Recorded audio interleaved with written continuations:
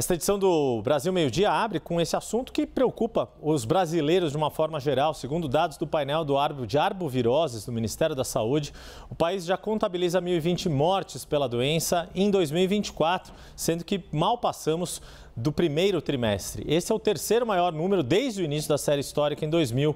O recorde de óbitos ocorreu em 2023, no ano passado, com 1.094 casos confirmados.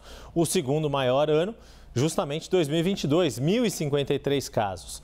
Além das 1.020 mortes confirmadas pela doença neste ano de 2024, o Ministério da Saúde ainda investiga 1.531 mortes para saber se elas têm relação ou não com a dengue. Outro dado que chama atenção é o número de casos prováveis da doença registrados nas primeiras 13 semanas deste ano.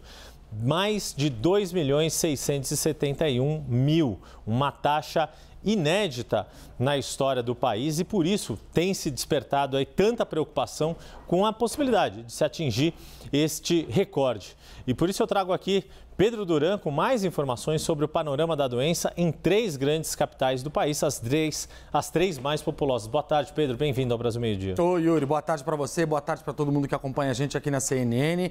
De fato, em muitas cidades brasileiras, a dengue tem desacelerado o número de novos casos. Em outros lugares, um cenário de estabilidade. É o caso, por exemplo, de Belo Horizonte, onde a dengue tem hoje um cenário de estabilidade. Eles dizem que é preciso esperar as próximas semanas para poder entender se, de fato, esse número vai ou não mudar. Aqui em São Paulo, a dengue está perto de bater os 90 mil casos, mas ainda com um alerta ligado, porque a vacinação ela está abaixo do esperado, como você disse, em muitos lugares. Para se ter uma ideia, Yuri, a vacina aqui em São Paulo foi distribuída em 11 unidades básicas de saúde, de 2 bairros. Vila Jaguara, na Zona Oeste, que tem 2 unidades, e Itaquera, o bairro mais populoso da capital paulista, na Zona Leste, que tem 9 pontos de distribuição da vacina. Entre as 8 horas da manhã e as 11 da manhã de hoje, somente 102 doses foram aplicadas. Chegaram para a cidade de São Paulo cerca de 8 mil doses. Para tentar intensificar essa vacinação, a Secretaria de Saúde tem trabalhado junto com a Secretaria de Educação para distribuir panfletos nas escolas, tentando conscientizar os pais responsáveis de crianças e adolescentes para que levem os seus filhos para os postos de vacinação.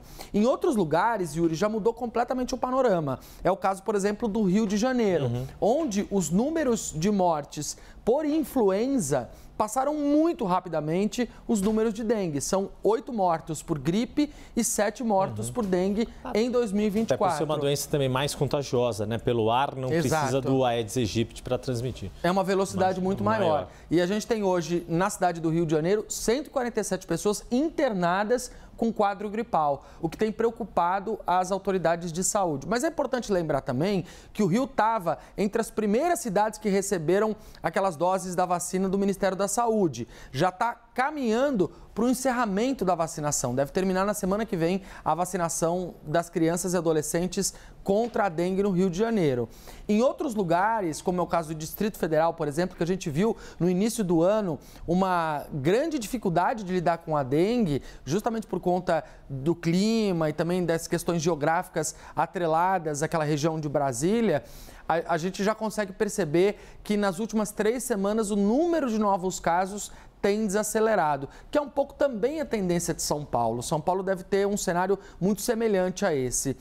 Com todas as pessoas com quem eu falei, em todos esses lugares, São Paulo, Belo Horizonte, Porto Alegre, Rio de Janeiro, Distrito Federal, a regra, a orientação é: não é hora de descansar, não é hora de relaxar, porque a dengue ainda pode fazer novas vítimas, a temperatura ainda está muito alta em muitos lugares, em muitas cidades. Aquele clima esperado de frio não chegou em algumas dessas principais capitais e justamente por isso as autoridades de saúde continuam com dedicação máxima para tentar combater a doença e garantir que a gente chegue até junho, quando o tempo vira de fato e vem o inverno, com uma situação muito melhor do que essa que a gente está vivendo hoje, Yuri. Para a gente seguir nesse assunto, a gente vai trazer agora para conversar conosco o pediatra, infectologista e vice-presidente da Sociedade Brasileira de Imunizações, Renato Kfouri, já aparece na tela aqui conosco.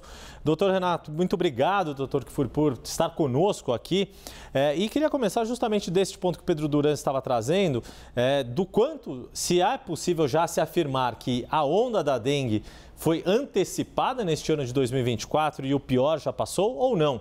Ou se ainda estamos num período de ascensão dos casos e por isso toda a atenção deve ser mantida. Mais uma vez, bem-vindo aqui à tela da CNN. Sempre um prazer conversar com o senhor, Dr. Renato Kifuri. Eu que agradeço, Yuri. Bom dia, Pedro. Bom dia a todos que nos acompanham. A dengue sempre tem um caráter um pouco imprevisível, viu, Yuri? Em relação à sua sazonalidade, em relação à sua distribuição de casos. Tem anos que nós temos uma epidemia começando um pouco mais precoce e se prolongando mais tempo. Tem anos que a gente tem um índice muito alto de transmissão num curto espaço de tempo. O tempo que acaba nos demonstrando essa tendência a cada ano. Isso muito em função não só do clima, como você bem destacou, como o Pedro destacou, mas também da região onde a dengue entra. A dengue, quando entra numa região que poucos casos haviam no passado, ela encontra muitos suscetíveis, acaba fazendo muito mais casos do que em regiões onde a dengue circula já há muito tempo, onde muitas vezes aquele tipo de dengue já circulou por ali e já não encontra tantos suscetíveis. Então, uma combinação de fatores, o local, o número de infectados nos anos anteriores, o sorotipo de dengue que está circulando, além disso as condições climáticas, que fazem com que a duração e o tamanho da onda, a dimensão da onda, possa ser diferente de um ano para outro. Então, os acompanhamentos, os índices mostram, em boa parte do país, metade do país, uma estabilização com tendência à queda, mas é preciso continuar observando e, como o Pedro bem destacou, com todos os cuidados que a gente já vem citando. Perfeito. Pedro Duran, sua pergunta ao Dr. Renato Kifuri. Boa tarde, doutor. Tudo bem? Queria abordar um pouco contigo sobre essa questão da vacinação. A gente tem visto em muitos lugares do Brasil a vacina empacar. As pessoas, de fato, não vacinarem. A vacina só chegou aqui na cidade de São Paulo porque sobrou de outros lugares. E aí foi remetida para São Paulo nessa redistribuição do Ministério da Saúde, já com a dose perto da data de validade. Por que você acha que a vacina empacou aqui no Brasil, doutor? Olha, Pedro, primeiro é importante deixar claro que a vacina, ou 7 milhões de doses de vacinas, ou 6 milhões de doses de vacina que nós receberemos este ano, suficientes para vacinar 3 milhões de pessoas, não impactarão na dinâmica da doença no país. Não vai ser através da vacina que este ano vamos controlar a doença. Então, é importante destacar que nós vamos conseguir proteger somente os vacinados e não vamos ter impacto em saúde pública com essa quantidade de doses, infelizmente.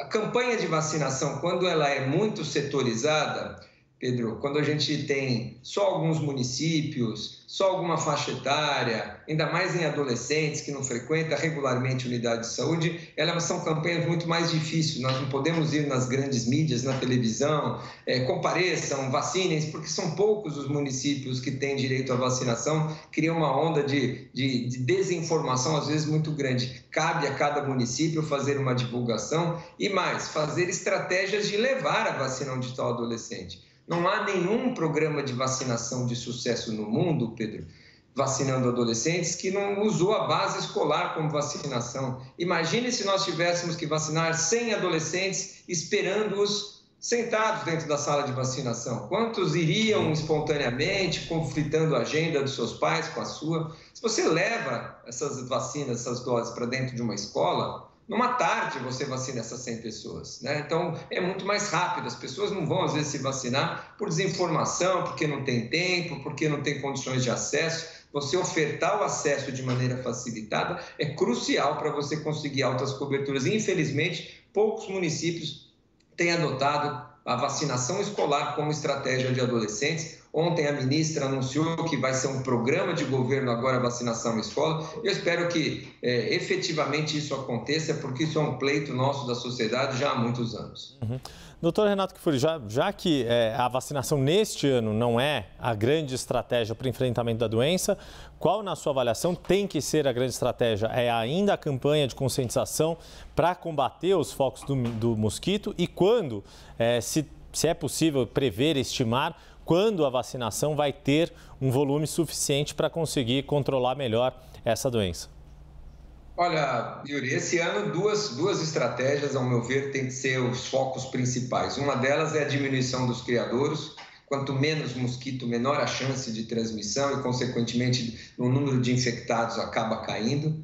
E segundo, mas não menos importante, é você capacitar o tratamento adequado para todos esses milhões de casos que vem acontecendo, mais do que dobraremos o número de casos em relação ao ano passado. Nós não podemos ter o dobro, o triplo de casos do ano passado, com o triplo de mortes, de atendimentos inadequados que a gente possa ter daqui para frente. Capacitação das unidades de saúde no atendimento qualificado, testes diagnósticos, hospitais, leitos em terapia intensiva são fundamentais. Esse é o foco principal que deve ter, porque já que nós já estamos explodindo o número de casos, que a gente não tenha na mesma proporção o número de mortes. E claro, a vacinação ela vai começar a fazer o seu maior efeito quando a gente vacinar parte significativa da população. 20%, 30%, 40% da população vacinada, o mosquito terá menos dificuldade de encontrar alguém doente e, consequentemente, as taxas de transmissão vão cair também.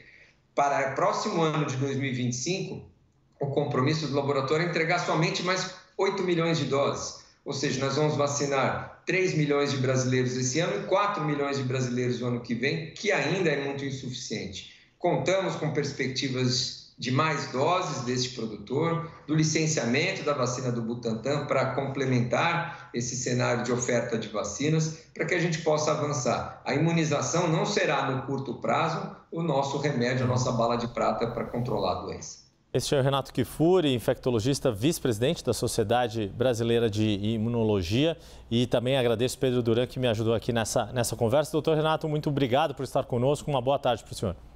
Eu que agradeço, uma boa tarde a todos e um ótimo final de semana.